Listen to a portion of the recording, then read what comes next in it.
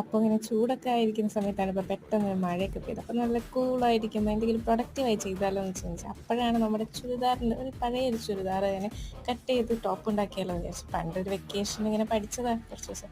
അപ്പോൾ അതൊന്നും കൂടെ പൊടി തട്ടിയെടുക്കാമെന്ന് വിചാരിച്ച് വീണ്ടും ഇരിക്കുകയാണ്. അപ്പോൾ അമ്മ ഇങ്ങനെ പറയുന്നുണ്ട് ഞാൻ എന്ന് ചെയ്താലും പാളിപ്പോകലാണ്, പക്ഷെ നമ്മൾ വിട്ടെടുക്കാൻ തയ്യാറല്ല. ഫസ്റ്റ് അപ്പോൾ നെക്കൊക്കെ ഒന്ന് സ്റ്റിച്ച് ചെയ്തെടുത്തു. പിന്നെ സ്ലീവ് ഇങ്ങനെ പ്ലീറ്റ് ചെയ്ത് വെക്കാമെന്ന് വിചാരിച്ചു, പക്ഷെ അതിനുള്ള തുണി തികഞ്ഞില്ല.